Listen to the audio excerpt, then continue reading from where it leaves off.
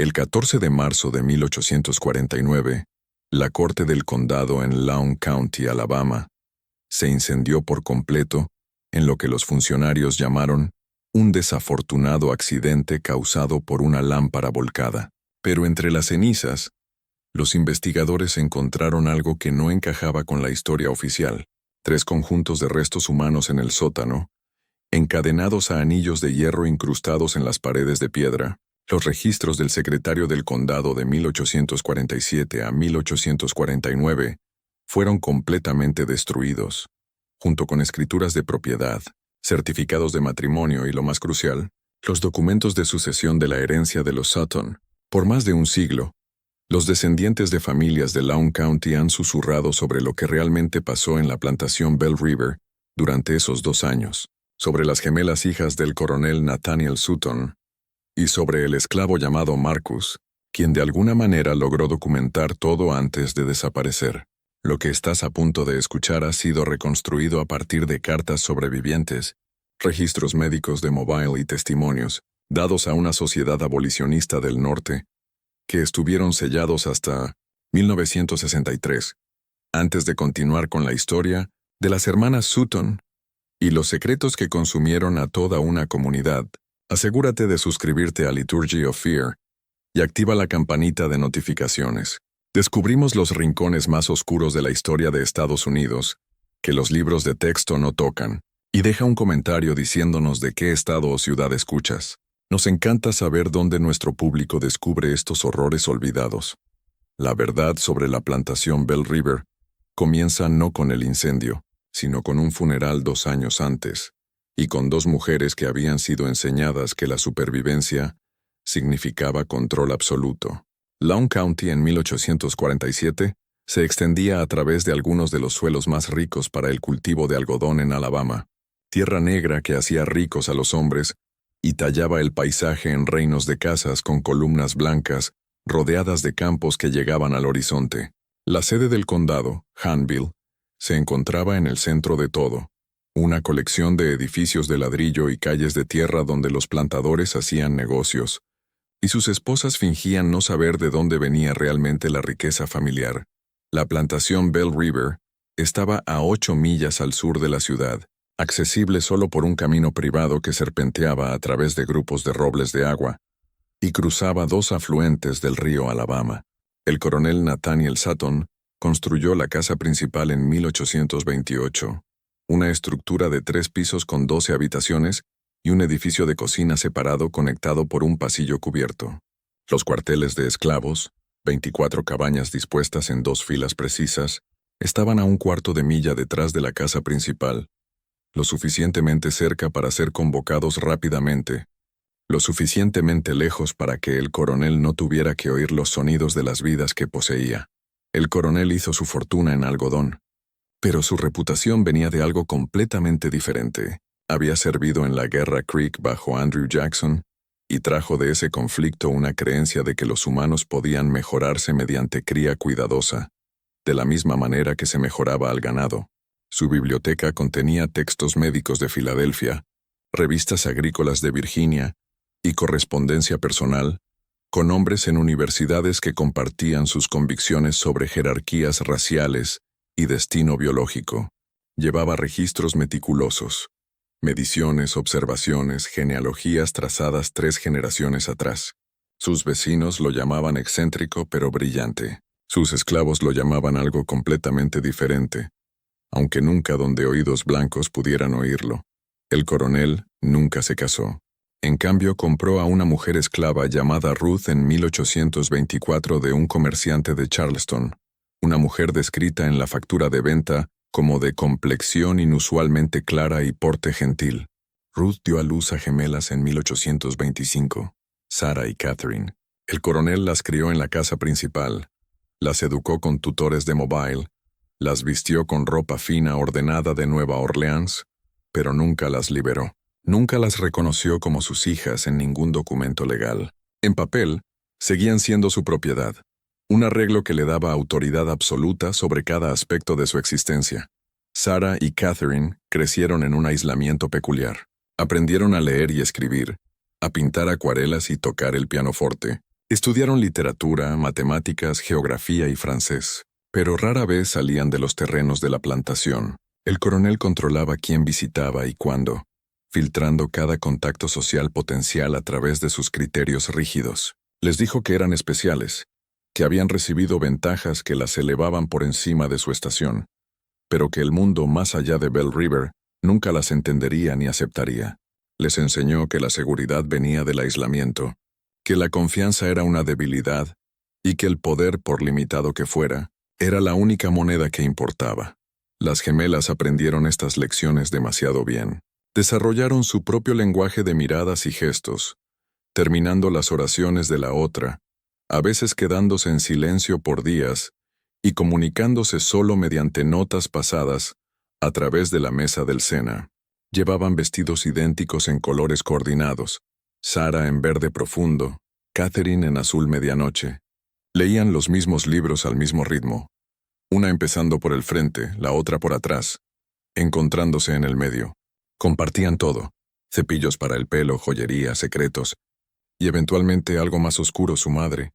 Ruth murió en 1839, oficialmente de neumonía, aunque los cuarteles de esclavos susurraban sobre moretones en sus brazos y miedo en sus ojos durante sus últimas semanas. Tras su muerte, el control del coronel sobre sus hijas se apretó como un lazo. Instaló cerraduras en las puertas de sus dormitorios que solo podían abrirse desde afuera. Les exigió informes escritos semanales sobre sus actividades, pensamientos y sueños.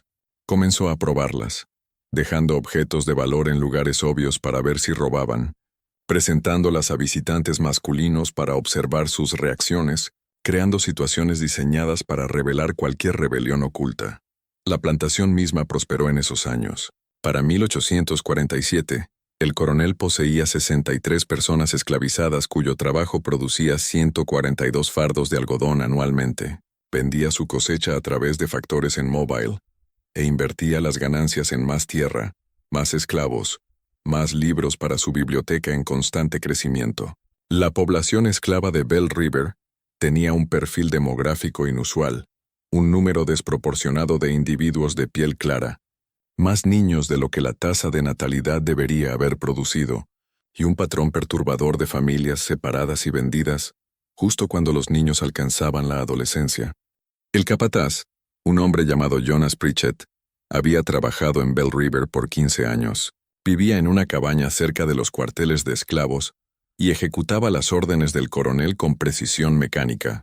Pritchett llevaba sus propios registros, libros de castigos, asignaciones de trabajo, restricciones dietéticas para los esclavos designados para el programa de cría del coronel.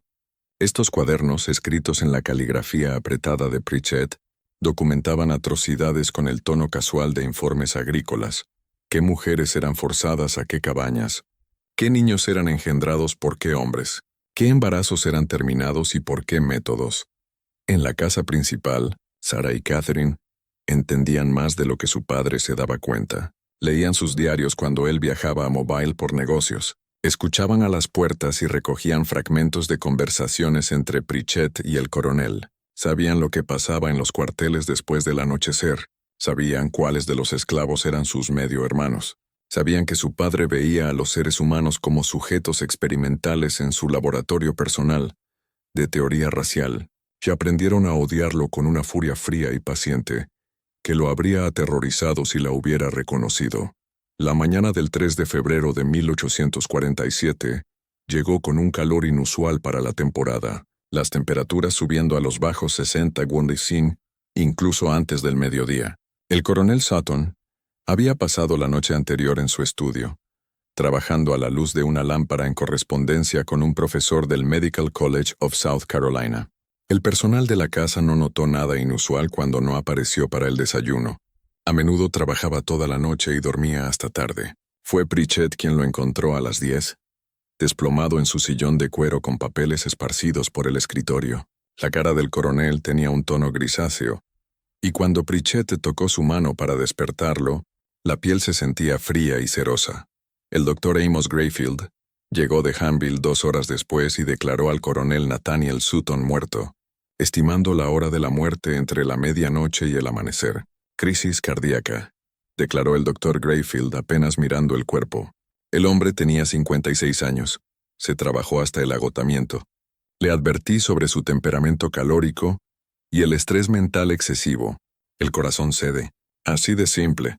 Pero varios detalles no encajaban con este diagnóstico ordenado. La bandeja de cena del coronel, traída al estudio a las 8:00 de la noche anterior, estaba en una mesa lateral con la comida apenas tocada. Una taza de café, hace tiempo frío, mostraba un residuo peculiar en el fondo, un sedimento fino que brillaba débilmente a la luz de la lámpara. La carta final del coronel, dirigida a su abogado en Mobile, quedó inconclusa a mitad de oración. He hecho ciertos arreglos respecto al futuro de mis hijas, que deben ejecutarse precisamente como se estipula para su propia protección y para la preservación de mi obra vital. Si alguna persona intentara, la oración terminaba ahí, la pluma arrastrándose por la página como si su mano hubiera perdido fuerza repentinamente. Sarah y Catherine estaban juntas en el pasillo fuera del estudio de su padre, vistiendo vestidos de mañana negros idénticos, que de alguna manera habían conseguido, a pesar de no tener conocimiento previo de su muerte. Sus rostros no mostraban lágrimas, ni evidencia de shock o dolor. Se tomaban de las manos, dedos entrelazados, y observaban los procedimientos con expresiones idénticas de calma vigilante. Deberíamos examinarlo más a fondo, sugirió el señor Harold Brinage, un plantador vecino que había llegado a presentar sus respetos. Nathaniel estaba en buena salud el mes pasado cuando lo vi en la corte. Esto parece bastante repentino.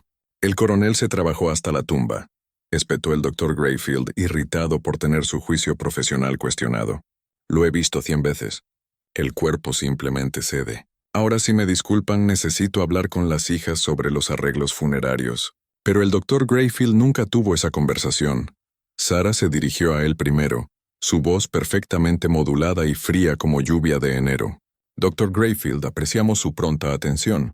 El funeral se realizará en 3 días con entierro en el terreno familiar. El señor Jeremiah Osgood, el abogado de nuestro padre de Mobile, ha sido convocado y debería llegar mañana por la noche. Hasta que se lea el testamento y se liquide la herencia, Catherine y yo manejaremos los asuntos de la plantación. Pritchett continuará como capataz bajo nuestra supervisión directa.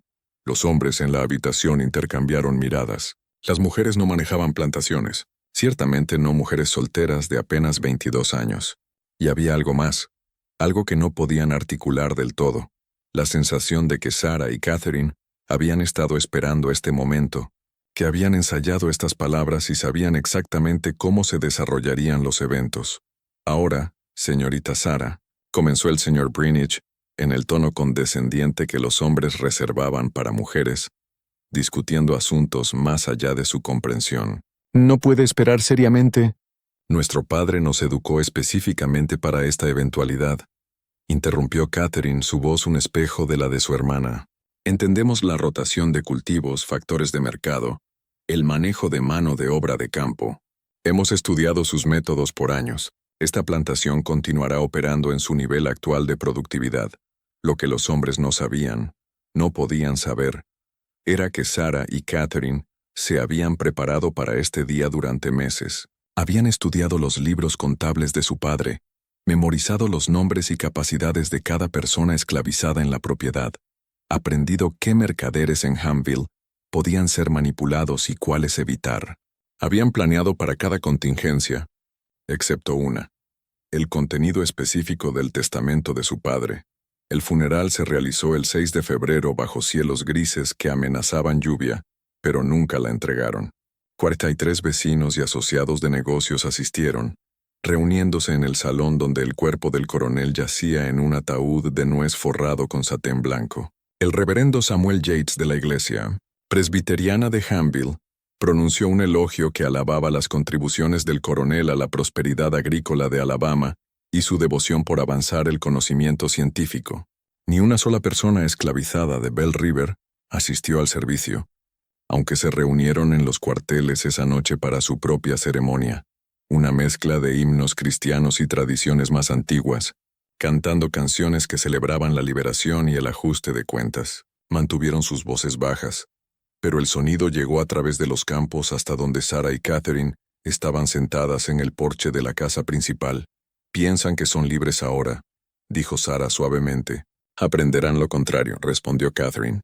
Jeremiah Osgood llegó de Mobile la noche después del funeral. Un hombre corpulento de 50 años con cabello plateado y la manera cuidadosa de alguien acostumbrado a entregar malas noticias a personas que podían hacer su vida difícil. Llevaba un maletín de cuero con el testamento del coronel Sutton y varios documentos sellados marcados solo para los ojos de las gemelas. La lectura tuvo lugar en el estudio del coronel, ahora limpiado exhaustivamente de cualquier evidencia de sus últimas horas. Sarah y Catherine se sentaron juntas en un sofá, sus vestidos de mañana negros crujiendo ligeramente al ajustar sus posiciones. Pritchett estaba junto a la puerta, no invitado pero tolerado, su rostro curtido e inexpresivo. Osgood abrió su maletín y sacó un documento grueso atado con cinta negra. El coronel Sutton revisó su testamento el 12 de diciembre de 1846, menos de 2 meses antes de su muerte. Las provisiones son poco convencionales. Los párrafos iniciales del documento eran legados caritativos estándar a la iglesia presbiteriana, artículos personales distribuidos a varios conocidos. Luego Osgood llegó a la sección sobre la plantación y sus habitantes. A mis hijas Sarah y Catherine Sutton les dejo la totalidad de la plantación Bell River, incluyendo todas las tierras, estructuras, ganado, equipo y propiedad humana, a ser sostenida conjuntamente y por igual entre ellas. Sin embargo, este legado está condicionado a las siguientes estipulaciones, que deben cumplirse dentro de 24 meses de mi muerte. Osgood pausó, se aclaró la garganta incómodamente y continuó. Primero, ambas hijas deben entrar en matrimonio cristiano legal con hombres de carácter y posición adecuada aprobados por el ejecutor de esta herencia. Segundo, ambos matrimonios deben producir descendencia legítima dentro del plazo estipulado. Tercero, las hijas deben mantener la plantación en niveles actuales de productividad y demostrar un manejo sólido de sus recursos. La mano de Sarah se apretó sobre la de Catherine, sus nudillos poniéndose blancos. Si estas condiciones no se cumplen, leyó Osgood, su voz bajando, la plantación Bell River y todos sus activos serán vendidos en subasta pública, con los ingresos distribuidos equitativamente entre las siguientes instituciones caritativas. La lista incluía colegios agrícolas, sociedades médicas y organizaciones dedicadas al avance del entendimiento científico de poblaciones humanas. El intento final del coronel de asegurar que su ideología le sobreviviera. Hay más, dijo Osgood sacando un segundo documento. Una carta privada para ambas. Entregó el sobre sellado a Sarah, quien rompió el sello de cera con su uña. Dentro, la caligrafía de su padre cubría 3 páginas de papel de algodón grueso. Catherine se inclinó cerca, y leyeron juntas en silencio. La carta explicaba el razonamiento del coronel con claridad escalofriante.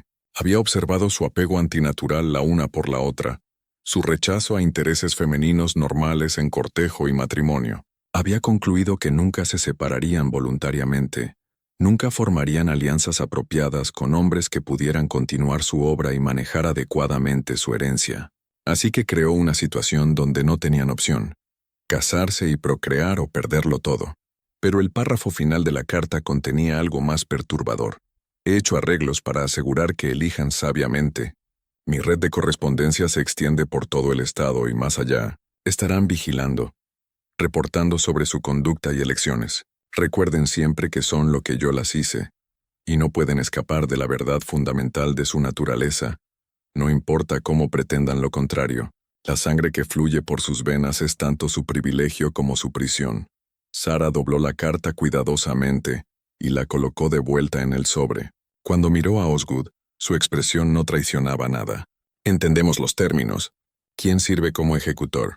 Yo, junto con el señor Greenwich como coejecutor, estamos encargados de aprobar cualquier propuesta de matrimonio y asegurar que se cumplan las condiciones. 24 meses, dijo Catherine. Eso nos da hasta febrero de 1849. Correcto. Debo decir, señoras, las provisiones de su padre son altamente irregulares. La mayoría de los abogados habrían aconsejado en contra. La mente de nuestro padre era enteramente suya, interrumpió Sarah.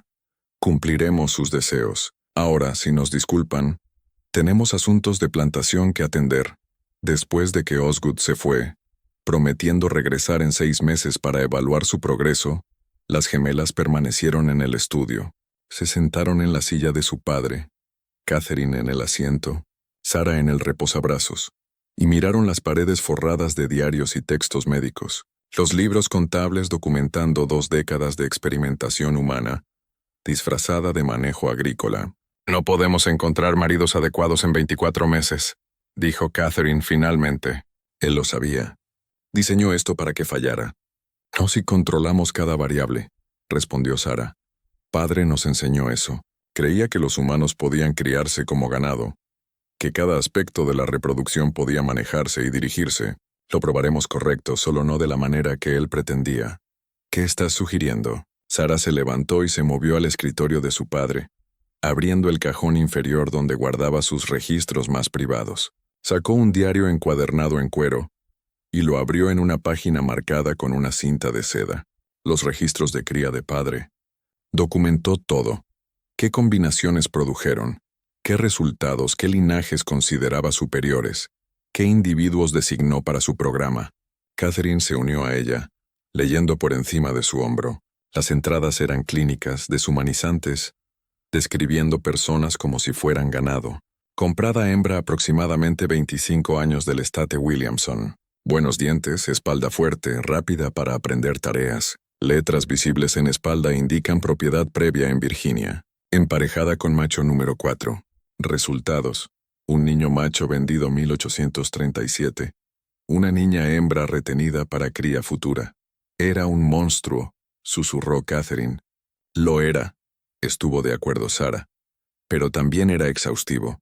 Y en algún lugar de estos registros está la solución a nuestro problema. En las semanas siguientes, Sara y Catherine se sumergieron en la documentación de su padre. Descubrieron el alcance total de sus obsesiones. Diarios abarcando 20 años, genealogías detalladas, mediciones físicas, observaciones sobre temperamento y capacidad. Trataba a Bell River como un laboratorio, su población esclavizada como sujetos experimentales, todo en servicio de sus teorías sobre jerarquías raciales y mejora humana. Pero dentro de esa documentación, encontraron algo inesperado, evidencia de inteligencia, resiliencia y resistencia entre las mismas personas que su padre había intentado reducir a puntos de datos, esclavos que se enseñaron a leer a pesar de las prohibiciones, mujeres que usaron hierbas y conocimiento folclórico para controlar su propia fertilidad, subvirtiendo silenciosamente el programa de cría del coronel, hombres que sabotearon equipo y ralentizaron la productividad de maneras que parecían accidentales. Su padre había notado estas deficiencias sin reconocerlas como actos de rebelión. Un nombre aparecía repetidamente en los diarios posteriores, siempre con anotaciones de frustración. Ruth, su madre. El coronel la había comprado esperando una portadora de niños complaciente para sus experimentos. En cambio, encontró una mujer que le resistió de maneras sutiles y persistentes, enseñando a sus hijas a leer cuando él estaba ausente, susurrándoles sobre la vida que había conocido antes de la esclavitud, plantando semillas de duda sobre su autoridad absoluta. Ella intentó protegernos, dijo Catherine, trazando su dedo sobre el nombre de su madre en el libro contable, incluso cuando no podía salvarse a sí misma. «Entonces le debemos más que supervivencia», respondió Sara. «Le debemos victoria. Pero la victoria requería recursos, tiempo y un elemento más que aún no poseían. Un hombre que pudieran controlar completamente, cuya presencia satisficiera la letra del testamento de su padre, mientras violaba completamente su espíritu. La solución llegó a fines de abril, aunque no la reconocieron inmediatamente. La subasta de primavera en Hamville atrajo vendedores y compradores de todo el centro de Alabama, transformando la plaza de la corte en un mercado de miseria humana. Personas esclavizadas paradas en una plataforma elevada, mientras hombres blancos las examinaban como ganado, revisando dientes y tono muscular, haciendo preguntas invasivas sobre historial de trabajo y salud. El aire olía a polvo, sudor y miedo. Sara y Catherine asistieron con Pritchett, supuestamente para comprar manos adicionales de campo para la extensión de acres que planeaban cultivar. Llevaban velos negros aún en luto, lo que les daba anonimato en la multitud y les permitía observar sin ser observadas de cerca. Las ventas matutinas procedieron predeciblemente. trabajadores de campo a dueños de plantaciones, esclavos domésticos a familias de ciudad, niños arrancados de padres y vendidos a compradores diferentes. Luego, poco antes del mediodía, algo inusual apareció en el bloque de subasta. Lote siguiente, llamó el subastador. Propiedad del estate Granville, recientemente fallecido. Un macho, edad aproximadamente 28, nombre Marcus, sabe leer y escribir. Educado. Trabajó como sirviente doméstico y tutor de los niños Granville, sin historial de rebelión, sin intentos de fuga. Puya inicial Boimil. Marcus estaba en la plataforma con postura recta y mirada nivelada. Ni desafiante ni sumisa. Llevaba ropa limpia pero gastada. Y sus manos, las manos de alguien que trabajaba con libros contables en lugar de algodón, no mostraban callos. Su piel era varios tonos más clara que la mayoría de la gente vendida esa mañana, sugiriendo ascendencia mixta. Pero lo que captó la atención de Sarah fue algo completamente diferente. La manera en que escaneaba la multitud, no con la resignación derrotada que esperaba, sino con cálculo, como si estuviera evaluando a compradores potenciales justo como ellos lo evaluaban a él. «Esclavos educados son riesgo», gritó alguien en la multitud. «Se le suben ideas por encima de su estación. Perfecto para un hogar que necesita libros contables», contó el subastador. «¿Cuántos de ustedes pueden equilibrar sus propias cuentas? Aquí hay un hombre que puede hacerlo por ustedes. ¿Ahora oigo 1000? La puja abrió lentamente. La mayoría de los plantadores no querían un esclavo macho educado. Demasiado potencial para problemas, para leer periódicos abolicionistas, para forjar pases de viaje. Pero unos pocos mercaderes de ciudad mostraron interés, viendo valor en alguien que pudiera manejar sus tiendas o correspondencia. Sarah se inclinó cerca de Pritchett. «Puja. Señorita Sarah, no necesitamos». Pritchett levantó la mano. «Un 1000, 1200. Contraatacó un mercader de Montgomery. 1300. Llamó Pritchett. La puja subió a 1602 antes de que el mercader de Montgomery se retirara, sacudiendo la cabeza por el precio inflado para un solo esclavo macho, educado o no. Sarah había pagado más que el valor de mercado, un hecho que alimentaría chismes en las semanas siguientes. Marcus fue entregado a Bell River 3 días después, caminando las 8 millas desde Hanville, con sus pocas posesiones en una bolsa de tela. Pritchett lo encontró en la entrada de la plantación y lo llevó directamente a la casa principal donde Sarah y Catherine esperaban en el estudio. «¿Puedes leer y escribir?», dijo Sarah. No era una pregunta. «Sí, señora». La voz de Marcus era educada, cuidadosa, no revelando nada de lo que podría estar pensando. «¿Tutoreaste a los niños Granville? ¿Qué les enseñaste?» «Lectura, escritura, aritmética, algo de geografía e historia, lo que su padre solicitara». Catherine lo circundó lentamente, evaluando. Los Granvilles eran conocidos abolicionistas, cuáqueros creo. Permitieron que sus esclavos fueran educados. Por primera vez, algo parpadeó en los ojos de Marcus. Cansancio quizás, o reconocimiento de que esta conversación era más complicada de lo que parecía. El señor Granville creía que todas las personas poseían almas y mentes dignas de desarrollo, señora. ¿Y tú?, preguntó Sarah. «¿Qué crees? Creo que estoy frente a 2 mujeres que pagaron demasiado por mí y que claramente tienen algo específico en mente más allá de mano de obra de campo». Las gemelas intercambiaron miradas. Su padre les había enseñado a ver a las personas esclavizadas como objetos, incapaces de análisis o pensamiento autónomo. Marcus acababa de demostrar ambos en 30 segundos. «Tenemos una situación inusual», dijo Sarah con cuidado. «Nuestro padre murió recientemente, dejando condiciones en nuestra herencia que requieren soluciones creativas. Necesitamos alguien educado, discreto y capaz de entender arreglos complejos». «¿Qué clase de arreglos?». «Del tipo que debe permanecer privado dentro de este hogar», respondió Catherine. «Vivirás en la casa principal, no en los cuarteles. Tendrás acceso a la biblioteca de nuestro padre. Serás tratado bien, alimentado, adecuadamente, dado libertades que serían extraordinarias en otro lugar. Pero a cambio, harás exactamente lo que decimos cuando lo decimos, sin pregunta ni hesitación». Marcus estuvo en silencio por un largo momento. Cuando habló, su voz era muy baja. «¿Y si rechazo estos términos sin nombre?».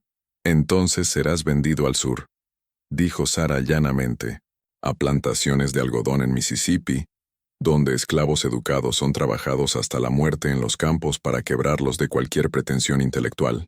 Puedo tenerte en un barco en una semana. No era una amenaza vacía, y Marcus claramente lo sabía. ¿Qué quieren de mí? Eso depende, dijo Catherine. ¿Puedes guardar secretos? ¿Incluso los que podrían usarse como armas? He guardado secretos toda mi vida, señora. Tuve que hacerlo para sobrevivir. Sara caminó a la ventana, mirando los terrenos de la plantación. El testamento de nuestro padre nos requiere casarnos en 24 meses o perderlo todo, pero no tenemos intención de someternos a matrimonios arreglados por hombres que nos ven como propiedad a manejar. Así que vamos a subvertir los términos mientras los cumplimos técnicamente. No entiendo. Lo entenderás, dijo Catherine. Pero primero, necesitamos saber si puedes ser confiado completamente y absolutamente. En los días siguientes, Sara y Catherine probaron a Marcus de maneras sutiles y abiertas. Le dieron acceso a la biblioteca de su padre y observaron qué leía.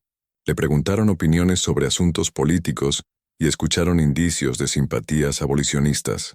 Observaron cómo interactuaba con las otras personas esclavizadas en Bell River. Si intentaba organizar o agitar. Marcus demostró ser notablemente adaptable. Se mantenía para sí mismo. Hablaba con cuidado y demostraba una inteligencia claramente afilada por años navegando terreno social peligroso. Entendía que los esclavos educados existían en una posición precaria, valiosos lo suficiente para ser retenidos, peligrosos lo suficiente para ser temidos. Lo que las gemelas no sabían, no podían saber aún, era que Marcus tenía sus propios secretos y su propia agenda. Los Granvilles habían sido indeed cuáqueros con inclinaciones abolicionistas. Más que eso, habían sido parte de una red informal que recolectaba testimonios de personas esclavizadas sobre las realidades de la vida en plantaciones. Marcus había pasado 5 años documentando atrocidades, registrando nombres, fechas y detalles en una taquigrafía codificada que había desarrollado. Cuando los Granvilles murieron, ambos en una semana por fiebre, sus parientes vendieron la herencia, incluyendo a Marcus, antes de que alguien descubriera el baúl escondido en el sótano de raíces conteniendo años de evidencia preservada cuidadosamente. Marcus había logrado recuperar sus cuadernos más importantes antes de la venta, escondiéndolos en una Biblia hueca que ningún blanco se molestaba en inspeccionar. Había sido comprado y traído a Bell River, esperando otro período de observación y documentación cuidadosa. En cambio, se encontró en el centro de algo mucho más extraño y potencialmente más peligroso. Para mediados de mayo, el arreglo se había aclarado. Marcus serviría como secretario privado de las gemelas, manejando cuentas domésticas y correspondencia, pero más que eso, sería su confidente en un esquema que aún no habían explicado completamente. Sara reveló su plan una noche de principios de junio, después de que los esclavos de la casa se retiraran a sus cuarteles y los 3 estuvieran solos en el estudio. El testamento de nuestro padre nos requiere casarnos y tener hijos en 24 meses, comenzó. Los ejecutores deben aprobar nuestra elección de maridos, hombres de carácter y posición adecuada. Pero el testamento no dice nada sobre los maridos, siendo adecuados para nosotras, solo que cumplan criterios externos. No te sigo, dijo Marcus. Catherine sonrió, y había algo casi feral en ello. Vamos a casarnos con hombres que podamos controlar completamente.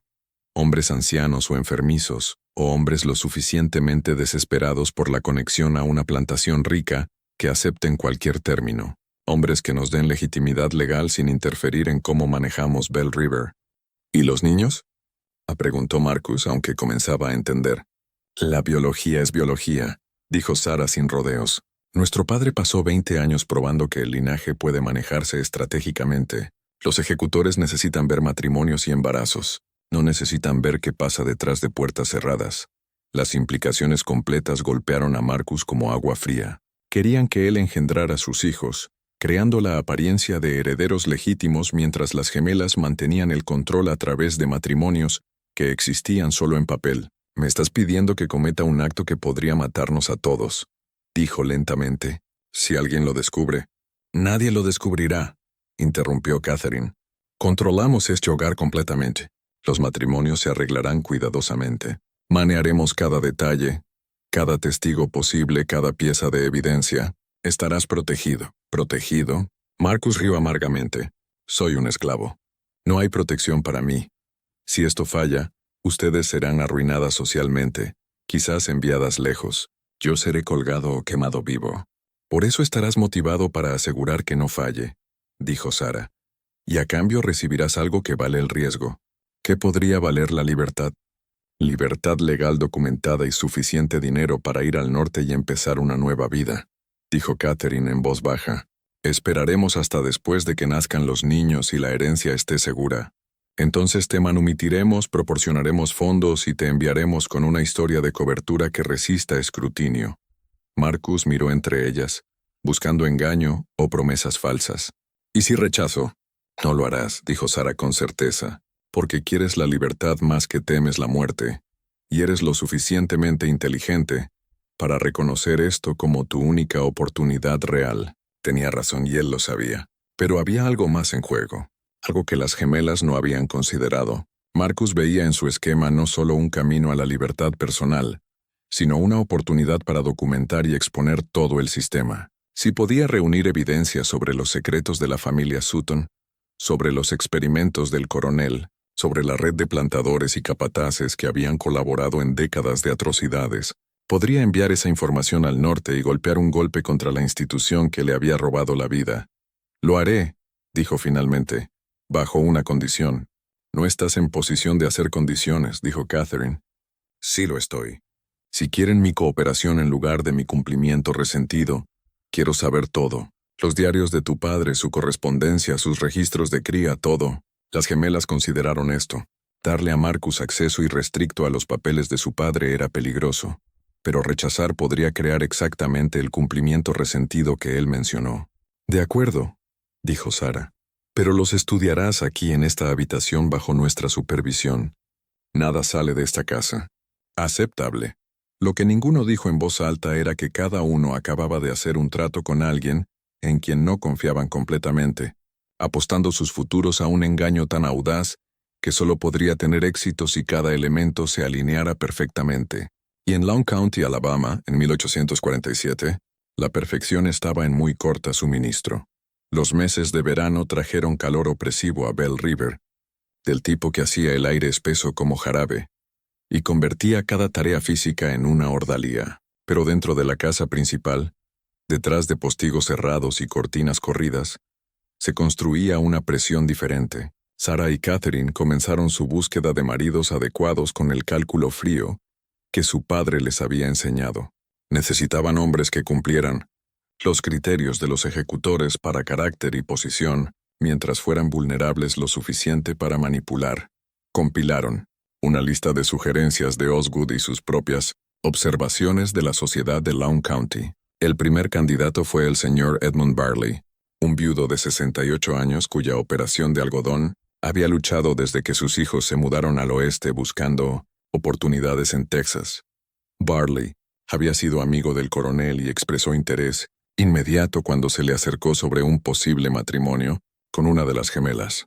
Una oportunidad hermosa, declaró durante su primera visita a Bell River en julio, sus ojos acuosos recorriendo a Catherine con una expresión que le erizó la piel. Unión de dos propiedades finas.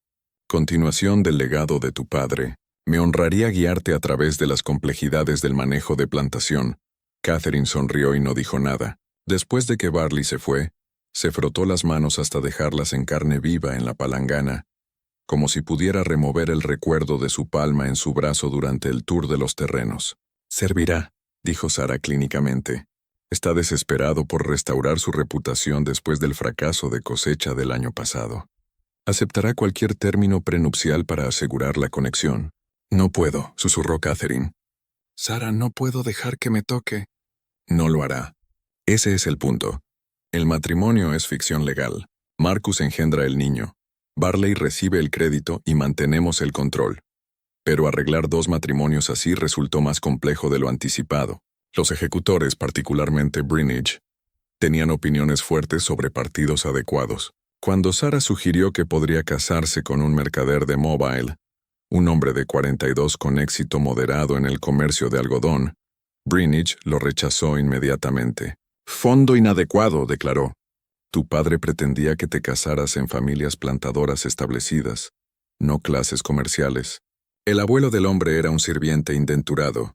Por el amor de Dios, las gemelas empujaron de vuelta, argumentando que el lenguaje del testamento no especificaba familias plantadoras, solo hombres de carácter y posición adecuada. Pero Brinich se mantuvo firme, amenazando con peticionar a los tribunales para aclarar la intención del testamento si continuaban empujando candidatos inapropiados.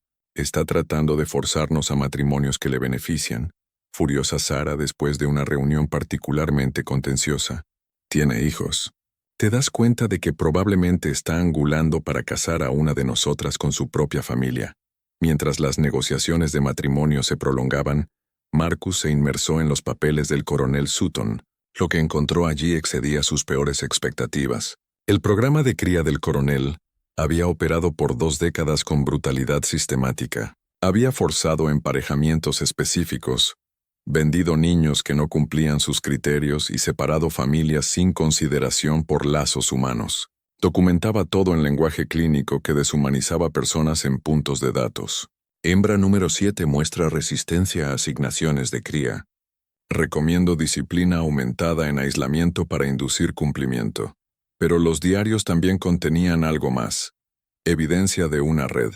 El coronel no había trabajado en aislamiento. Correspondía con otros plantadores, profesionales médicos, académicos en universidades sureñas. Intercambiaban hallazgos de investigación, comparaban metodologías y discutían maneras de avanzar sus teorías sobre jerarquías raciales y mejora humana. Marcus comenzó a hacer copias cuidadosas de las entradas más condenatorias, usando papel que Sara proporcionó para cuentas domésticas, escribiendo tarde en la noche cuando las gemelas se habían retirado. Desarrolló un sistema para esconder sus páginas copiadas dentro de una sección hueca de su colchón, construyendo un archivo secreto que eventualmente viajaría al norte. Pero también comenzó a notar algo que las gemelas no mencionaban: el patrón de enfermedad entre la población esclavizada de Bell River. A fines de julio, 3 mujeres en los cuarteles desarrollaron síntomas: lesiones, fiebre, debilidad progresiva. Pritchett lo reportó casualmente, sugiriendo que las aislaran y dieran cuidado mínimo hasta que se recuperaran o murieran. Pero Marcus había leído las notas médicas privadas del coronel y reconoció lo que veía: sífilis. El coronel había infectado a múltiples mujeres, ya sea deliberadamente como parte de su investigación o a través de su abuso sexual sistemático. Ahora la enfermedad se propagaba por los cuarteles, pasada entre parejas, transmitida de madres a infantes. Marcus llevó sus hallazgos a Sara y Catherine una noche, extendiendo los textos médicos que había encontrado con anotaciones de su padre. «Tu padre les dio sífilis, o la contrajo él mismo y la propagó, o las expuso deliberadamente. Los diarios sugieren ambas y las está matando». La cara de Catherine palideció. «¿Cuántas?» «Al menos 7 mostrando síntomas ahora. Pero la sífilis puede permanecer dormida por años. No hay manera de saber cuántas están infectadas sin examen médico adecuado. Y aún así, se apagó. La futilidad evidente». Sara se levantó abruptamente y caminó a la ventana, su espalda rígida. «¿Puede tratarse?»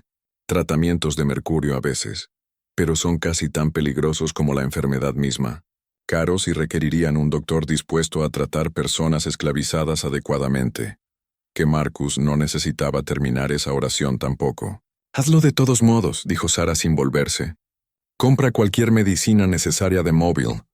Haz que venga un doctor y si se niega a tratarlas adecuadamente, encuentra a alguien que lo haga». «Señorita Sara, el costo». «No me importa el costo. Nuestro padre hizo esto. No vamos a dejar que mueran por su depravación». Era la primera grieta en la fachada que Marcus había visto. La primera indicación de que las gemelas podrían estar motivadas por algo más allá de la autopreservación. La archivó como inteligencia valiosa. El doctor Greyfield llegó 2 días después, irritado por ser convocado para tratar esclavos. Examinó a las mujeres enfermas con disgusto apenas oculto. Confirmó el diagnóstico y prescribió tratamientos de mercurio con la confianza alegre de alguien que no le importaba particularmente si el paciente sobrevivía. «Curso de tratamiento toma meses», dijo. lavándose las manos en la palangana que proporcionó un sirviente de casa. No puedo garantizar resultados. Francamente, podría ser más económico solo aislarlas y dejar que la naturaleza siga su curso. Reemplazarlas con stock sano. Tomaremos tu prescripción, dijo Catherine fríamente, y necesitaremos que examines toda la población esclava. Todos identifica todos los casos potenciales. Las cejas de Grayfield se alzaron. Esos son 40 y más personas. El gasto es nuestro para asumir. ¿Cuándo puedes comenzar? Los exámenes tuvieron lugar durante 3 días en agosto, realizados en una cabaña que Pritchett despejó para el propósito. Grayfield trabajó con eficiencia mecánica, notando síntomas en un libro contable y dispensando diagnósticos con el bedside manner de un inspector de ganado. El conteo final fue peor de lo que Marcus temía. 14 casos confirmados, otros 8 probables. Casi un tercio de la población esclavizada de Bell River había sido infectada por el abuso sistemático del coronel. Sarah y Catherine absorbieron esta información en silencio. Luego Sarah tomó una decisión que habría chocado a su padre y confundido a sus vecinos. Las trataremos a todas, anunció. Compra el mercurio, vendajes, lo que sea necesario. Raciones mejoradas para las enfermas. Necesitan fuerza para sobrevivir el tratamiento. Cuotas de trabajo reducidas. Y Marcus, tú supervisarás los tratamientos. Lleva registros detallados de quién recibe qué y su progreso. Señorita Sarah, objetó Pritchett, esto costará miles de dólares y reducirá la productividad significativamente. Tu padre nunca. Nuestro padre les hizo esto, interrumpió Catherine. Estamos corrigiendo su daño. El gasto es irrelevante. Lo que las gemelas no articularon, ni siquiera entre ellas, era la motivación compleja detrás de su decisión. Parcialmente era pragmática. Esclavos muertos no podían trabajar, y el valor de la plantación dependía de su fuerza laboral. Parcialmente era culpa, reconociendo su complicidad en el sistema de su padre, incluso como sus víctimas, pero parcialmente era algo más, algo que ninguna quería examinar de cerca. El reconocimiento de que el mayor crimen de su padre no eran las atrocidades específicas que había cometido, sino la creencia fundamental de que otras personas existían solo como instrumentos para sus propósitos. Habían sido criadas para pensar de la misma manera. Ahora confrontadas con el costo humano de esa cosmovisión, estaban siendo forzadas a elegir qué clase de personas serían. Marcus observó estos desarrollos con confusión creciente. Había esperado encontrar monstruos en Bell River, personas que lo vieran como menos que humano. En cambio, había encontrado 2 mujeres hechas retorcidas por el abuso de su padre, que ahora luchaban por desenredar su propia humanidad del veneno que les había alimentado. No las hacía aliadas, no significaba que confiara en ellas, pero complicaba su narrativa simple de opresor y oprimido, de maneras que hacían su documentación más difícil. Mientras Marcus lidiaba con complejidad moral, las negociaciones de matrimonio alcanzaron un punto de crisis. En septiembre, Brinich llegó a Bell River con una propuesta. Su sobrino, Thomas Brinich, de 34 años, recientemente regresado de Nueva Orleans, donde su corretaje de algodón había fallado por lo delicadamente llamado inversiones desafortunadas. Thomas necesitaba un nuevo comienzo y una conexión rica. Sarah necesitaba un marido que los ejecutores aprobaran. Partido perfecto, declaró Brinich, habiendo ya decidido el asunto. Thomas tiene cría impecable, entiende manejo de plantación y proporcionará la guía masculina estable que requieren. Sarah conoció a Thomas 2 veces antes de llegar a su conclusión. Era débil, vano y profundamente endeudado, lo que lo hacía perfecto para sus propósitos. Aceptaré el partido, le dijo a Brinich, bajo condiciones específicas. Un contrato prenupcial dándome manejo exclusivo de Bell River. Thomas recibe un ingreso anual, pero ninguna autoridad de decisión sobre operaciones de plantación, y el matrimonio no tiene lugar hasta que el partido de mi hermana también esté arreglado. Esos términos son altamente irregulares. Esos términos son no negociables. Thomas está lo suficientemente desesperado para aceptar. Ambas lo sabemos, Brinich farfulló, pero no pudo argumentar con la evaluación. Thomas aceptó, firmando un contrato prenupcial que esencialmente lo hacía una figura pagada a cambio de respetabilidad y libertad de sus acreedores. El partido de Catherine resultó más difícil. Edmund Barley se había impacientado y cambió su atención a una viuda en Montgomery. Los ejecutores rechazaron 3 otros candidatos por varias razones. El tiempo se acababa. Tenían hasta febrero de 1849 y ya era octubre de 1847. Entonces Catherine hizo una sugerencia que lo cambió todo. ¿Y si no me caso en absoluto? Sarah levantó la vista de los libros contables que revisaban. El testamento requiere ambas. El testamento requiere que ambas nos casemos en 24 meses. No dice nada sobre permanecer casadas. Podría casarme, quedar embarazada y luego... Accidentes pasan, especialmente a maridos enfermizos. La habitación quedó en silencio. Marcus, sentado en el escritorio donde copiaba correspondencia, sintió agua helada correr por su espina. «Estás sugiriendo asesinato», dijo en voz baja. «Estoy sugiriendo que cumplamos la letra del testamento de padre por cualquier medio necesario», respondió Catherine. Nunca especificó que los maridos tuvieran que sobrevivir. «Catherine», comenzó Sarah, «no pretendas que no lo has pensado. Thomas Brinich va a ser un problema. Es débil, pero no estúpido. Una vez casadas, intentará afirmar autoridad, embarazo o no. Hombres como él siempre lo hacen. No pueden evitarlo». Sarah no argumentó lo que era respuesta suficiente. Marcus entendió en ese momento que había calculado mal gravemente. Había pensado que las gemelas eran víctimas de sus circunstancias. Mujeres atrapadas tratando de escapar del control de su padre por medios desesperados. Pero eran hijas de su padre de maneras que iban más profundo que la sangre. Habían aprendido a ver a las personas como obstáculos a manejar o remover. «Si planean matar a alguien», dijo cuidadosamente, «no quiero ser parte de ello. Eso no es a lo que accedí». «Accediste a hacer lo que decimos», le recordó Catherine. «Y seguirás haciéndolo porque la alternativa es ser vendido al sur, ¿recuerdas? Entonces véndeme al sur. No seré parte de un asesinato». Las gemelas intercambiaron miradas. Sarah habló primero, su voz más suave. Catherine habla teóricamente. No estamos planeando matar a nadie. Pero tiene razón en que debemos considerar todas las posibilidades. Esta situación es más complicada de lo que anticipamos. Marcus no le creyó, pero también reconoció que no tenía buenas opciones. Si se negaba a cooperar, podrían indeed venderlo, y su documentación se perdería. Si reportaba sus planes a autoridades, sería desestimado. La palabra de un esclavo contra mujeres blancas, y probablemente ejecutado por atreverse a hacer acusaciones. Así que hizo lo que las personas esclavizadas siempre habían hecho. Asintió. Accedió y comenzó a planear cómo protegerse cuando llegara la violencia inevitable. Noviembre trajo la primera helada y un nuevo desarrollo. La boda de Sarah con Thomas Brinich estaba programada para el 15 de diciembre. La ceremonia tendría lugar en Bell River con el reverendo Yates oficiando. Catherine serviría como dama de honor. Los ejecutores asistirían para presenciar el cumplimiento de la primera condición. Pero detrás de los preparativos de la boda, planes más oscuros tomaban forma. Sarah y Marcus comenzaron su relación física a principios de noviembre. Encuentros clínicos que tenían lugar en el estudio cerrado, después de que Catherine se retirara. Sarah lo abordaba con la misma eficiencia fría que aplicaba al manejo de plantación. Esto era reproducción, no intimidad. Una función biológica necesaria para lograr un objetivo. Marcus lo encontró profundamente perturbador. No por el tabú racial que violaban, aunque ese peligro planeaba sobre cada encuentro, sino por el vacío emocional de ello, la manera en que Sarah podía separar actos físicos de conexión humana tan completamente. «Mi padre le hizo esto a docenas de mujeres», dijo una noche después mientras yacían separados en el piso del estudio. «Las forzó exactamente a esta situación. Y juré que nunca sería como él. Sin embargo, aquí estoy».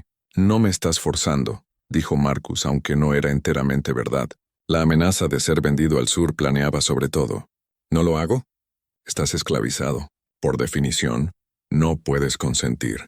Me digo que esto es diferente porque te ofrezco libertad después, porque somos socios en este engaño, pero no somos socios. Te poseo. No hay consentimiento posible en esa dinámica». Era lo más honesto que le había dicho, y hacía todo peor porque significaba que entendía exactamente lo que hacía, y lo hacía de todos modos. Para mediados de noviembre, Sarah estaba embarazada. El Dr. Grayfield lo confirmó durante una visita para chequear los tratamientos de sífilis. Los ejecutores estaban encantados. Una condición satisfecha, una más por ir.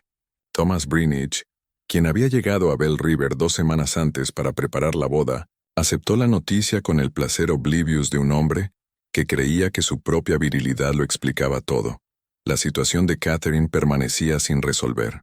Había rechazado 6 maridos potenciales, frustrando a los ejecutores y corriendo el calendario peligrosamente cerca del plazo. Entonces, a principios de diciembre, hizo un anuncio. He encontrado a alguien aceptable, el señor Lawrence Kemper, viudo, 51 años, con una pequeña plantación en Wilcox County, medios moderados, reputación respetable, sin niños de su primer matrimonio. Necesitaré conocerlo, dijo Brinich. Por supuesto, visitará la próxima semana. Lawrence Kemper llegó el 8 de diciembre, un hombre delgado, nervioso con cabello grisáceo y una tos persistente que sugería consunción. Hablaba poco. Defería a Catherine constantemente y parecía patéticamente agradecido por su atención. «Es perfecto», le dijo Catherine a Marcus después de que Kemper se fue, muriendo lentamente, desesperado por compañía y demasiado débil para afirmar autoridad. Los ejecutores lo aprobarán porque cumple sus criterios superficiales, y estará muerto en un año, dejándome viuda libre para hacer lo que quiera. ¿Vas a dejar que muera de consunción? Voy a dejar que la naturaleza siga su curso. ¿Es eso asesinato, Marcus? Casarse con un hombre enfermo sabiendo que no sobrevivirá.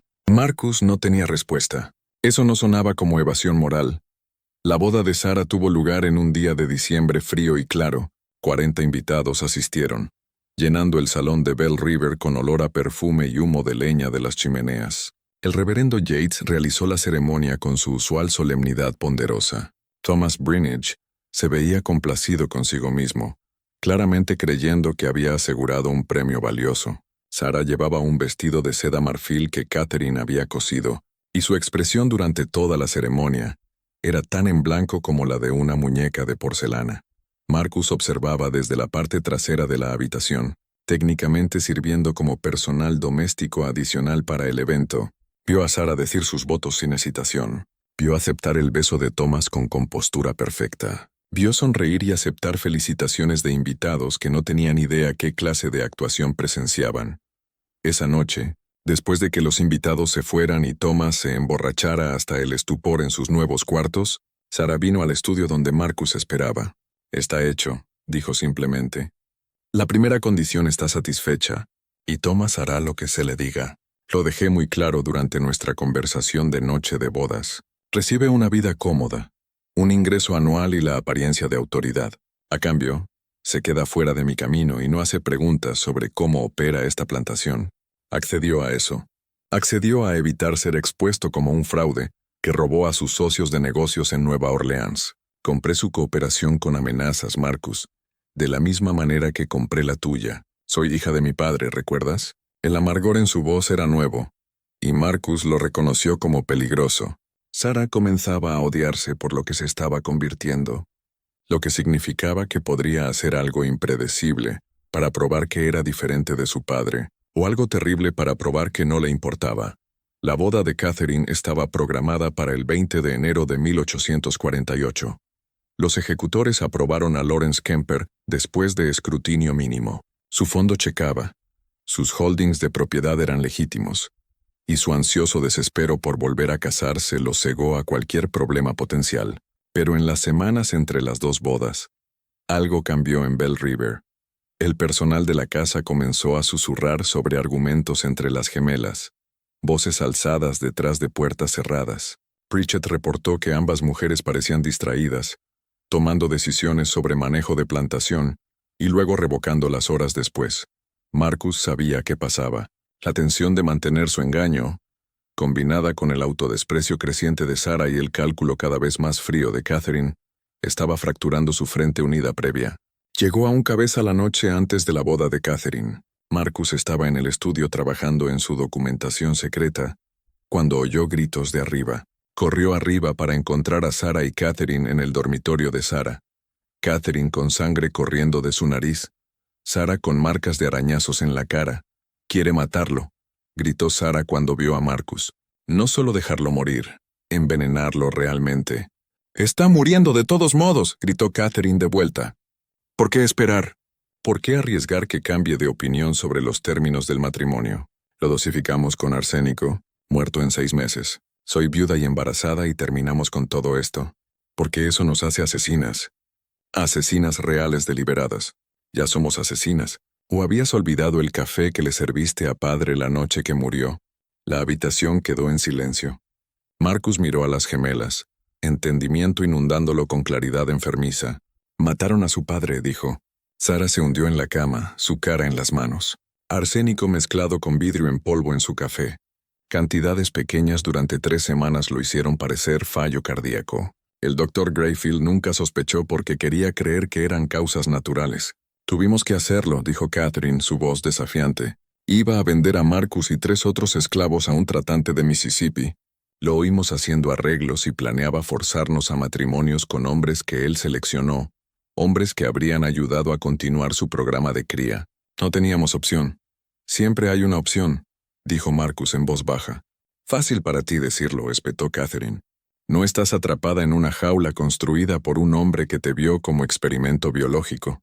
Estoy atrapado en una jaula también, solo de un tipo diferente. Y nunca he matado a nadie para escapar. El argumento podría haber continuado, pero oyeron pasos en las escaleras. Thomas tropezando borracho hacia el dormitorio de su esposa. Los 3 conspiradores quedaron en silencio, escuchando cómo maldecía mientras forcejeaba con el picaporte de la puerta. Luego se rendía y se arrastraba lejos. Después de que se fue, Sara habló en voz baja. No podemos hacer esto de nuevo, Catherine. Si envenenas a Lawrence, se acaba. Alguien lo notará. Alguien investigará.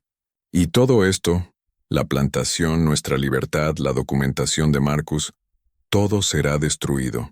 Entonces, ¿qué sugieres? Se nos acaba el tiempo. Esperamos. Dejamos que la naturaleza siga su curso con Lawrence. Soportamos. Y cuando finalmente termine, cuando hayamos satisfecho las condiciones de padre y asegurado la herencia, entonces decidimos quiénes queremos ser. Catherine no respondió inmediatamente. Cuando lo hizo, su voz estaba cansada. No sé si puedo soportar más. No sé si queda algo de mí para salvar. Marcus, observándolas, se dio cuenta de que había estado documentando la historia equivocada. Se había enfocado en las atrocidades del coronel, el abuso sistemático, el programa de cría, pero el verdadero horror de Bell River no era lo que se había hecho a las personas esclavizadas, aunque eso era horror suficiente, era lo que se había hecho a las gemelas mismas. La manera en que su padre las había torcido en armas y luego apuntado unas contra las otras. Eran víctimas y perpetradoras simultáneamente, atrapadas en roles que no habían elegido, pero que ahora interpretaban con desesperación creciente. Y Marcus estaba atrapado con ellas, su propia supervivencia dependiente de un esquema que parecía cada día más probable terminar en violencia catastrófica. La boda de Catherine con Lawrence Kemper tuvo lugar el 20 de enero de 1848, un asunto más pequeño con solo 20 invitados. Kemper se veía esquelético, su tos empeorando en el frío de enero. Necesitaba el apoyo de Catherine para caminar al salón donde esperaba el reverendo Yates. La ceremonia duró 12 minutos. Cuando Yates los pronunció casados, Kemper intentó besar a su novia, pero fue tomado por un ataque de tos que dejó sangre en su pañuelo. La consunción lo tiene bien agarrado, murmuró el Dr. Greyfield a Greenwich. Dale 6 meses, quizás menos. Lawrence Kemper se mudó a Bell River esa noche, tomando un dormitorio lejos del de Catherine. Parecía patéticamente agradecido por cada pequeño acto de bondad, agradeciendo repetidamente a los sirvientes por traerle agua y avivar su fuego. Catherine y Marcus comenzaron sus encuentros a principios de febrero. A diferencia de la honestidad amarga de Sara, Catherine lo trataba como otra transacción a completar eficientemente. Programaba tiempos específicos y después se iba sin conversación. Para marzo, Catherine estaba embarazada. Lawrence Kemper, confinado a su cama por enfermedad empeorante, aceptó la noticia con placer confundido. Gracias a Dios, jadeó. Tendrás algo con qué recordarme. Los ejecutores visitaron en abril para verificar ambos embarazos. Encontraron todo en orden. Ambas gemelas casadas, ambas embarazadas, producción de algodón mantenida. Greenwich se pronunció satisfecho. Mientras tanto, Marcus pasaba sus noches documentando todo. Ahora tenía evidencia del programa de cría del coronel, la epidemia de sífilis, el envenenamiento y el esquema de matrimonios. Pero aún no podía descifrar cómo sacar los documentos al norte sin ser atrapado. En mayo, un predicador viajero llamado Jacob Sturgis Llegó reclamando recolectar donaciones misioneras. Durante la cena, Sturgis mencionó pasar tiempo en Filadelfia. Marcus captó el énfasis, un centro abolicionista conocido. Hizo un pequeño gesto de mano, una señal usada por operativos del ferrocarril subterráneo. Sturgis pausó a mitad de oración, sus ojos parpadeando a Marcus. Luego continuó sin perder el ritmo. Más tarde, Marcus se le acercó cerca del establo. «Tengo documentos, evidencia de crímenes. ¿Necesita llegar a Filadelfia?» Después de consideración, Sturgis accedió. Marcus pasó 10 días copiando su documentación más crucial en papel delgado, escribiendo en letra microscópica. Documentó los experimentos del coronel, la cría forzada, la epidemia de sífilis, el envenenamiento y su propio rol en el esquema de las gemelas. Reclutó a Isaiah, un trabajador de campo, para entregar los documentos a Sturgis en Selma. 2 semanas después, Isaiah regresó confirmando entrega. Marcus se sintió simultáneamente liberado y aterrorizado. La evidencia ahora existía más allá del control de las gemelas. Pero si se descubría, era un hombre muerto. El verano trajo tensión creciente. El embarazo de Sarah avanzó normalmente, aunque se volvió cada vez más retraída. Thomas Brinich se dedicó a beber fuertemente. Lawrence Kemper se demoraba en su habitación de enfermo, atendido por sirvientes pacientes. Entonces Sarah comenzó a visitar a Lawrence trayéndole libros. «Fui maestro una vez», explicó antes de heredar una plantación que nunca aprendió a manejar adecuadamente. «Solo un maestro de escuela que quería leer libros», dijo débilmente. «¿Es eso tan terrible?» Sarah no tenía respuesta. El 17 de agosto de 1848, Lawrence Kemper murió en su sueño por consunción. Fue enterrado 3 días después. Su breve presencia memorializada con una lápida simple. Lawrence Kemper, 1797-1848. Encontró paz al final. Catherine era ahora una viuda embarazada, las condiciones del testamento cumplidas. Pero algo cambió en ella después de la muerte de Lawrence. Culpa, incluso aunque no lo había matado activamente. A mediados de septiembre, una mujer apareció reclamando ser la media hermana del coronel, amenazando demandas si no se le daba un acuerdo. Las gemelas sabían que era una fraude, pero antes de que pudieran actuar, se acercó a Pritchett con una oferta de soborno. Pritchett lo reportó inmediatamente. Armadas con esta evidencia, las gemelas confrontaron a la fraude y su abogado en Hamville. La reunión fue breve y brutal. Se fueron de Alabama en 24 horas, pero el incidente reveló su vulnerabilidad. Hasta que nacieran los bebés permanecían como blancos. A fines de octubre todo casi se desmoronó. Thomas Brinich, borracho después de ganar en cartas, mencionó que Sarah había quedado embarazada semanas después de su matrimonio. Cronometraje sorprendentemente rápido. La palabra se esparció por Long County en días. El escándalo golpeó Bell River como tormenta. Brinich llegó exigiendo explicaciones. Sarah tomó una decisión. Se paró frente a vecinos prominentes, embarazada de 7 meses, y entregó una confesión calculada. «Fui violada», dijo firmemente. «Antes de nuestro matrimonio, Thomas y yo fuimos íntimos. Quedé embarazada. En lugar de cancelar el matrimonio y enfrentar ruina, procedimos con la ceremonia. Fue malo, fue pecaminoso, pero no invalida el testamento de nuestro padre». Los hombres intercambiaron miradas incómodas. Intimidad prematrimonial era escandalosa, pero no sin precedentes. La admisión franca de Sarah hacía la historia creíble. Una mentira que protegía el engaño mayor debajo. ¿Qué hay de tu hermana?, preguntó Brinich. La situación de Catherine es enteramente apropiada. Brinich la estudió cuidadosamente, pero no tenía evidencia para refutar su historia. «Este asunto está cerrado», declaró finalmente. «Las condiciones del testamento han sido cumplidas». Después de que todos se fueron, Sarah colapsó en el salón, su compostura finalmente rompiéndose. Sarah entró en trabajo de parto el 14 de noviembre de 1848. El parto duró 18 horas. Al amanecer del 15 de noviembre, el llanto de un bebé perforó el silencio matutino. «Una niña», anunció la partera. Pequeña pero sana. Sarah yacía exhausta contra las almohadas, su hija envuelta en mantas a su lado. El bebé tenía cabello oscuro y rasgos ambiguos, útiles en una casa construida en mentiras. «Es libre», susurró Sarah. «Eso es todo lo que importa». Catherine dio a luz el 7 de diciembre, después de 12 horas difíciles. el cordón umbilical envuelto alrededor del cuello del bebé. La partera trabajó con eficiencia calmada, hasta que un llanto débil confirmó supervivencia. Otra niña, dijo. Es una luchadora. Catherine miró a su hija, más oscura que la de Sarah, con rasgos requiriendo explicación cuidadosa. La llamaré Ruth por nuestra madre. Y la mía será Abigail, dijo Sarah entre lágrimas, por la abuela que nunca conocimos. Los nombres honraban mujeres que su padre había borrado.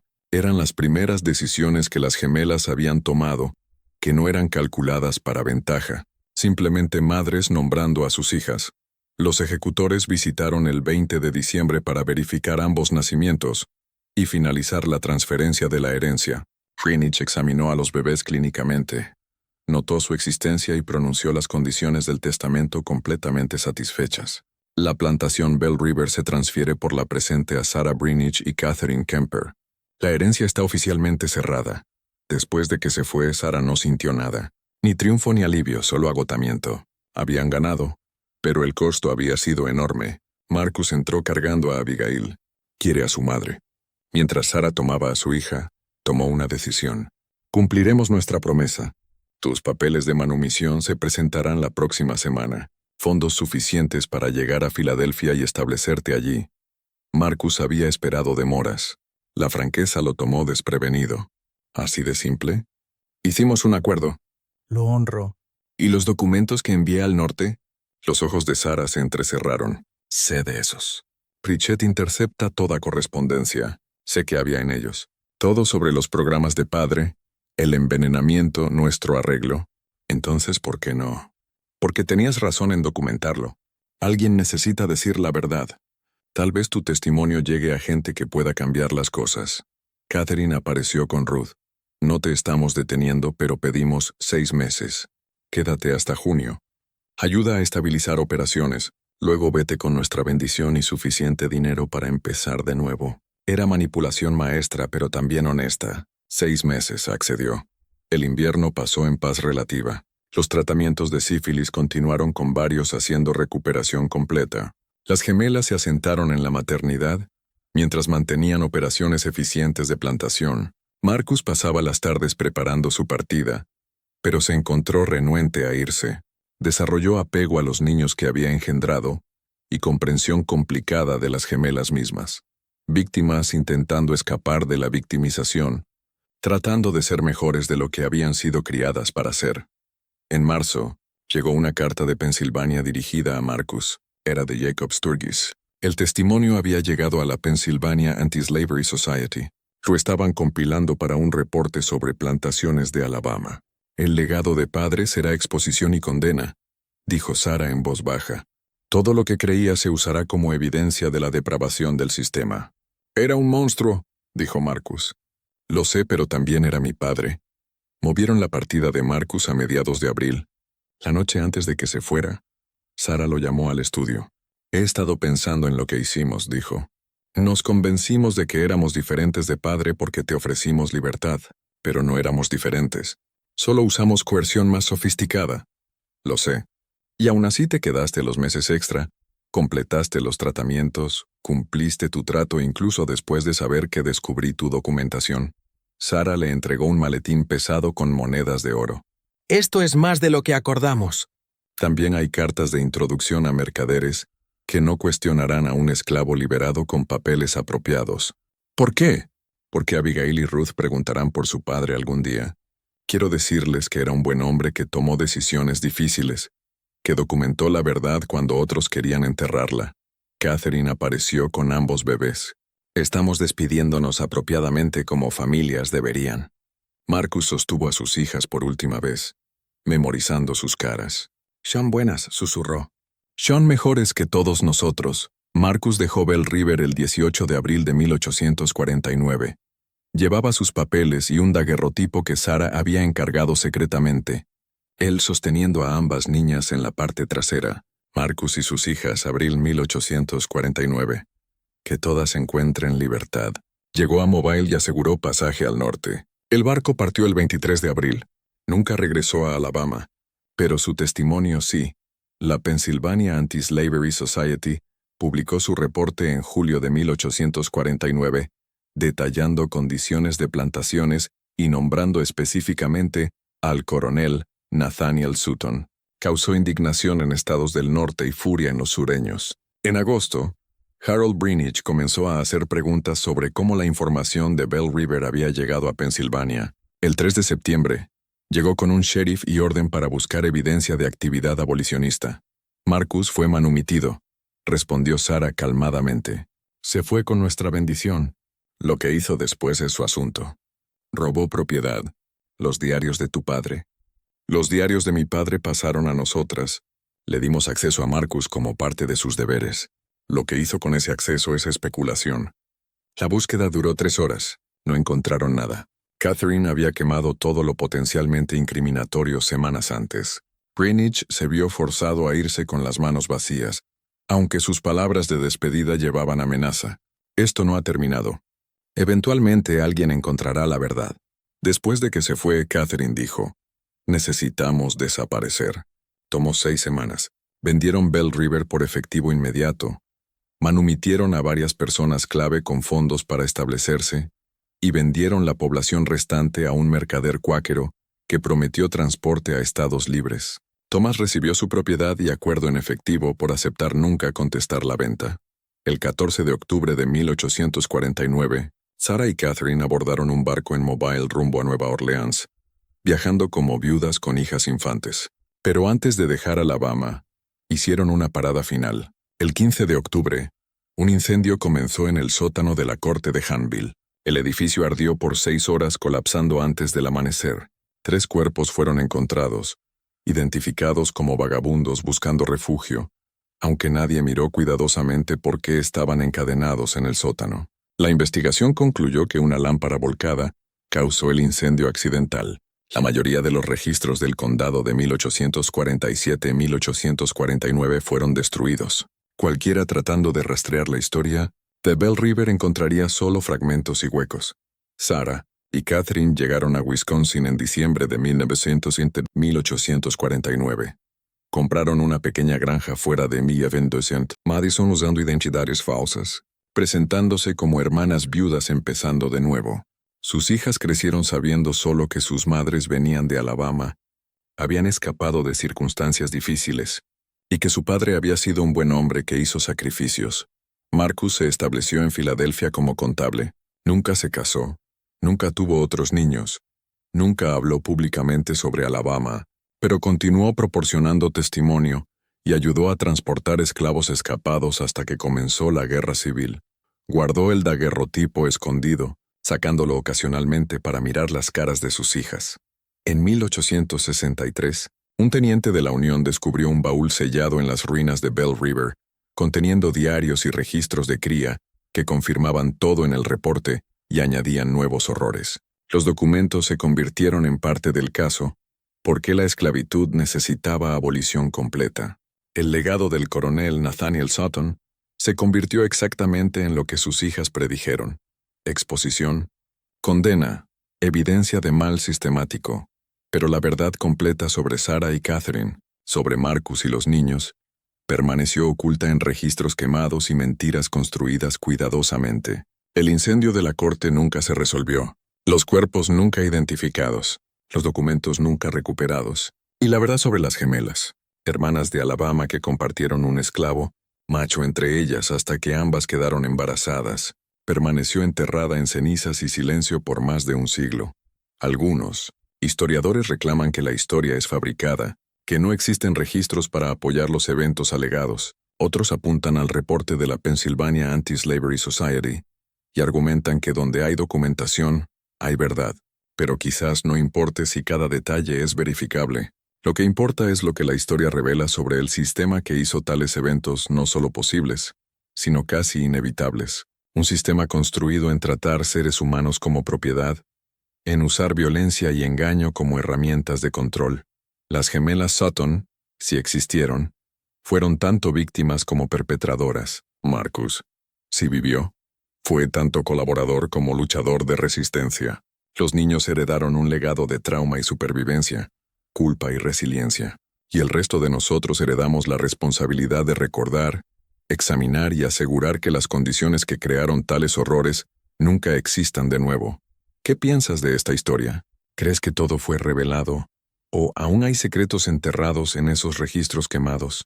Deja tu comentario abajo con tus pensamientos sobre lo que realmente pasó en la plantación Bell River. Si disfrutaste este relato y quieres más misterios oscuros de la historia americana olvidada, suscríbete a Liturgy of Fear. Activa la campanita de notificaciones y comparte este video con alguien que aprecie las verdades perturbadoras ocultas en nuestro pasado. La próxima historia podría ser aún más inquietante que esta. Hasta entonces, recuerda que los capítulos más oscuros de la historia son a menudo los que la gente trató más duro de borrar.